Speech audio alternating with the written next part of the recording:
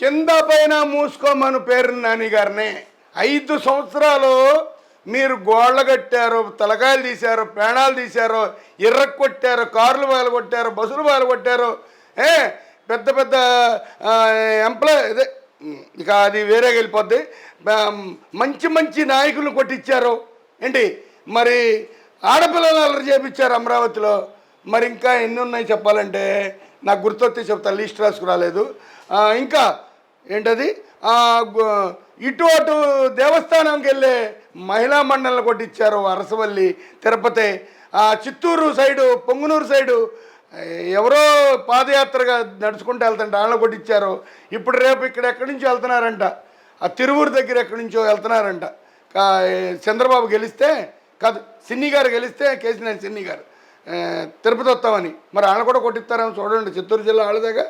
ఇవన్నీ మర్చిపోయి తెల్లారి ఏదో కుర్రోళ్ళు హుషారు మీద ఏదో 4 బోర్డులు చింపితే ఏంటి, 4 పేర్లు తప్పున్నాయని యూనివర్సిటీల కాడ నుంచి అల్లరి చేస్తే చిన్న కుర్రోళ్ళు, మీరు తెల్లారిపాటికి మాట్లాడుతున్నారే.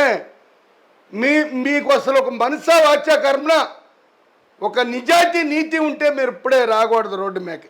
151 మంది స్టూడెంట్లను చెడగొట్టింది మాస్టర్ జగన్మోహన్ రెడ్డి గారు, పంతులు గారే. ఏ కాలేజీలోనైనా స్కూల్లోనైనా 1వ తరగతి కాడి నుంచి లాస్ట్ చదువు ఎంత ఉందో నాకు తెలియదు, అంతవరకు చెడగొట్టేది, బాగు చేసేది ఒక మాస్టర్. ఈయన చెడగొట్టిన మాస్టర్ గారు జగన్మోహన్ రెడ్డి గారికి వెళ్ళి మాట్లాడమని ఫస్ట్. తెల్లారి ఒక 20 మంది 10 మంది నుంచుంటా కుర్చీలు వేసుకోకుండా నుంచోబెట్టిన మాస్టర్, 4గురికే వేసాడు మాస్టర్. ఆఖరికి కేసీఆర్ నాని గారిని కూడా ఒక పక్కకు దోసేసినట్టున్నారు. చూసారా చూసారా కేసీఆర్ గారు 2 సార్లు గెలిచాడు తెలుగుదేశంలో ఎంపీగా నాని గారు. ఈరోజు ఆయన తెలుగుదేశంలోంచి వెళ్ళకోకుండా ఉంటే సిన్ని గారి సపోర్ట్తో భారీ ఎత్తు మెజార్టీతో గెలిచేవాడు, కేంద్ర మినిస్టర్ ఇచ్చేవాళ్ళు ఆయనకి. ఏమో ఇప్పుడు దేవుడి దేవల మోడీ గారి దైవాలు ఏదన్నా సెంట్రల్ మినిస్టర్ సిన్ని గారికి ఏమన్నా ఒక చిన్నది ఇస్తారేమోనని ఆశాభావం. సరే, అది మనకు అనవసరం. ఇంకా అరాచకాల గురించి రాజారెడ్డి ప్రభుత్వం, రామ్మోహన్ రెడ్డి ప్రభుత్వం అంటున్నారా? మీ అంత దారుణం ఉందయ్యా చంద్రబాబు ప్రభుత్వం, మీ రాజారెడ్డి గారు అంత దారుణం ఉందయ్యా ఎన్టీఆర్ గారి ప్రభుత్వం. ఈ రకమైన అల్లర్లో ఆడపిల్లల మానభంగాలు, నీ తాడేపల్లి పక్కనే, నీ రైల్వే ట్రాక్ పక్కనే ప్రేమించుకునే జంటలు తిన్న నాశనం చేశారు. ఆ కేసు ఇంతవరకు రీఓపెన్ అవ్వలేదు. నీ అంత ఉందయ్యా. నీ టైంలో ఎల్వి సుబ్రహ్మణ్యం గారిని ఏదో మీ మతస్థులు మీ గుడిలో జాబులు చేసుకోండి, హిందూ మతస్థులు హిందూ దేవాలయాల్లో జాబులు చేసుకుంటారంటే మా నాగాలంక మండలం Marripalem IAS Indian administration service LV Subrahmanyam chief సెక్రటరీని మార్చారే. అంతకంటే దారుణం ఉందయ్యా. 1-2 మీరు పోలీసుల్ని, మా పంతుల్ని, గవర్నమెంట్ ఎంప్లాయీల్ని ఎంతమందిని జీతాలు ఇవ్వకుండా ఏడిపించారయ్యా. ఆ ఉసురే మీకు కొట్టిందయ్యా. ఇంకా గుర్తొస్తున్నాయి నాకు, ఆగండి. ఏంటది, అంగన్వాడీలకి జీతాలు లేకుండా ఉస్సూరు మనిపించారు అయ్యా. వాలంటీర్కి జీతాలు ఇచ్చారంటయ్యా. ఆఖరి మూమెంట్లో 30-40 మంది 50 మందిని పొట్టబెట్టుకున్నారు పెన్షన్దారులని, ముసలా ముతకల్ని. యాసంకాలం నువ్వని ఆయన మీరు ఒకళ్ళ మీద ఒకళ్ళు నేరాలు వేసుకున్నారు. మీ వాలంటీర్లకి మీకు నచ్చిన వాళ్ళకి మీరు పోస్టులు ఇచ్చుకున్నారే. ఇప్పుడు అవన్నీ మార్పులు చేస్తే రాజారెడ్డి పరిపాలన వచ్చినట్ట, ఎన్టీఆర్ గారి పరిపాలన మారిపోద్ది. అప్పుడు పేరు మార్చేస్తారా మీరు మాట్లాడడానికి ఒక అర్థం లేదా? మనసా వాచ్యకరణ నీతి నిజాయితీ ఉంటే ఇంకా అల్లర్లు జరగకోకుండా గవర్నర్కో రాష్ట్రపతికో చెప్పి మీ పద్ధతి మార్చుకుని మీ అల్లర్లు మార్చుకుంటే స్టేట్లో ఎన్టీఆర్ గవర్నమెంట్ అల్లర్లు చేయదు. ఇప్పటికీ మాచర్లో పెట్టిన పొగ 5 ఏళ్ల మట్టి ఆరిందయ్యా. ఏదో ఒక మూల పొయ్యి ఉడుకుతానే ఉండేది. ఏంటి నరా కేసీఆర్ గారు, ఒక్కొక్క దొడ్డ పొయ్యి వెలిగిస్తే సాయంత్రం వరకు ఆరేది కాదు. దీనికి ఉదాహరణ కోడూరులో పోతనకృష్ణమూర్తి గారి దొడ్డ పొయ్యి వెలిగిస్తే సాయంత్రం వరకు భోంచేస్తూ ఉండేవాడు. అదే రకంగా సింహాద్రి గారి దొడ్డ కూడా వెలిగేది. అలాగే మీరు పొయ్యి రాజేసింది మీరు, ఆర్పాల్సింది మేము. చంద్రబాబు గవర్నమెంట్ ఆర్పేస్తారు. మీ అంత దారుణం చేయనివ్వడు.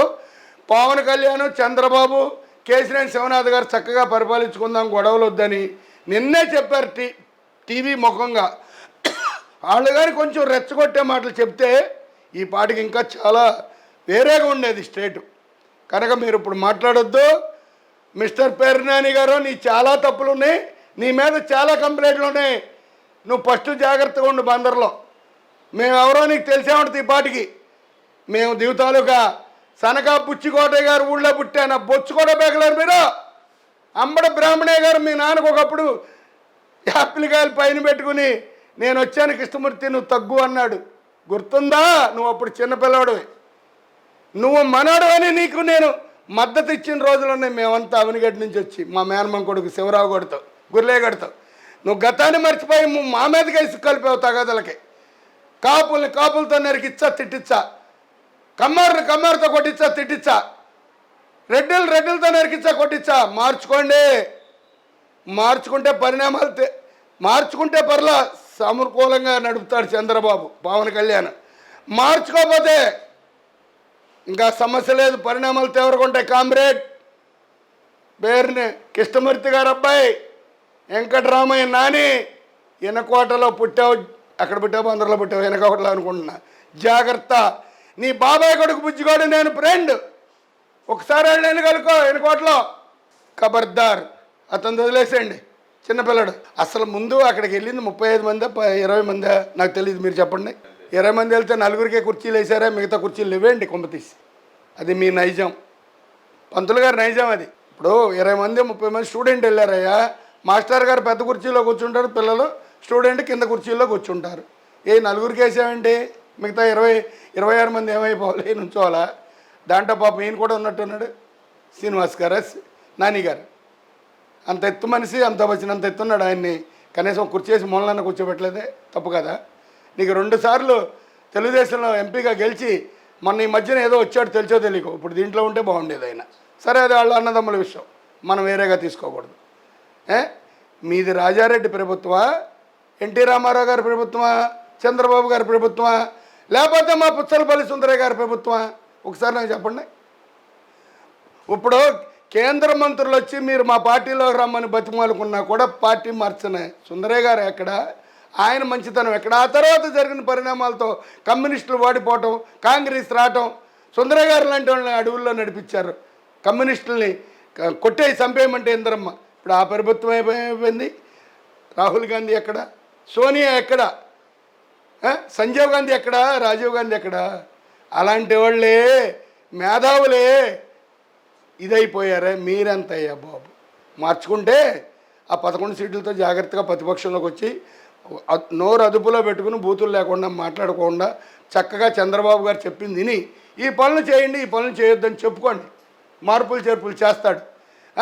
సచివాలయంలో మన మందడం క్యాపిటల్లో మీ ఎంప్లాయీస్ ఎన్ని అరాచకాలు చేశారు, ముందు అది పుచ్చుకోవాలి. తర్వాత అమరావతి చుట్టుపక్కల రైతుల్ని ఎన్ని బాధలు పెట్టారు. మొదట ఉసురు వాళ్ళదే తగిలింది, ఆడపిల్లలది. తర్వాత ఎంప్లాయీస్ జీతాలు, తర్వాత అన్నా క్యాంటీన్లు. నీకు ఏం బరువు వచ్చిందని పేదలకు అన్నం పెట్టే ఎన్టీఆర్ క్యాంటీన్లు పగలగొట్టేవయ్యా, తీసేపిచ్చావయ్యా. ఇప్పుడు ఓపెన్ అవుతున్నాయి, అన్నం పేదలకు అన్నం దొరికిద్ది. నీ జేబ్రాండ్ మందు మీద ఇరస్త పుట్టిందా, నీ ఎంప్లాయీస్ జీతాల మీద ఇరస్త పుట్టిందా? మొత్తం నీ సామాజిక వర్గమే నిన్ను తొక్కేయాలని కాసు కూర్చుని ఓటు బ్యాంకుతో నిన్ను నొక్కేశారు. ఈ నాని బోని ఈ చిన్నపిల్లల జోలు ఎందుకండి? నేషనల్ వేడిగా స్టేట్ మెయిన్ వేడిగా మాట్లాడండి. కానీ నేను ఒకటే చెబుతున్నా, తెలుగుదేశంలో ఉన్నప్పుడు కూటమి 3 నాయకులకి, ఎవరో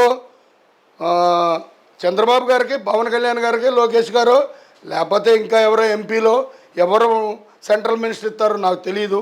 ఒక చిన్న సెంట్రల్ మినిస్టర్ ఇవ్వాలని ఆశా భవంశనాథ్ గారికి బాగా లాక్కొచ్చాడు కాబట్టి, తర్వాత వీళ్ళందరూ కలిసి చక్కగా ఎవరిని ఏం అనుకోకుండా ఆంధ్ర రాష్ట్రంలో పరిపాలన బాగా చేసుకుని ఇస్తానన్న సంక్షేమాలన్నీ శుభ్రంగా చంద్రబాబు గారు ఇస్తే చక్కగా మళ్ళీ 2029 కూడా మా ఎన్టీఆర్ గారి గవర్నమెంటే వచ్చింది. మా సుందరయ్య గారు లేరు కాబట్టి, కమ్యూనిస్టులు లేరు కాబట్టి అది పక్కన పెట్టేయండి. ఇంకోటి, ఈ పేరు నాని బోర్ల నాని పదే మాట్లాడే వాళ్ళని పెద్దవాళ్ళు చేసుకోవాల్సిన అవసరం లేదు. మీకు ముందు దారి చూపించి భిక్ష పెట్టిన వాళ్ళు ఇళ్ళు పగలు కొట్టారు మీరు వెళ్ళి. ఈ జోగి ఆయన ఒక ఆయన తాడేపల్లిలో ఆయన ఇల్లు పగలు కొట్టలేదా? మంగళగిరిలో తెలుగుదేశం పార్టీ ఆఫీస్ పగలగొట్టేలేదా?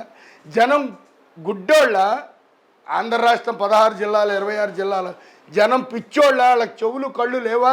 మీరు ఇవాళ ఎన్ని చుంచుకుంటే సుఖమే ఉంది. ఇదో బిట్ ఏం భయలేదు. నన్ను 67 ఏళ్ళు వచ్చినాయి, ఎవడన్నా చంపుతాడనే మాట్లాడుతున్నా. చంపితే ఒకటే గుర్తు కేసీఆర్ గారు తీసుకెళ్ళి మా ఊరు కొత్తపాలెం బుచ్చికోట గారు ఊరు మన నా కొడుకు దానం చేస్తాడు. నేనేమన్నా చంపైనా బయలు తెస్తారు, నాకేం భయలేదు. Don't care.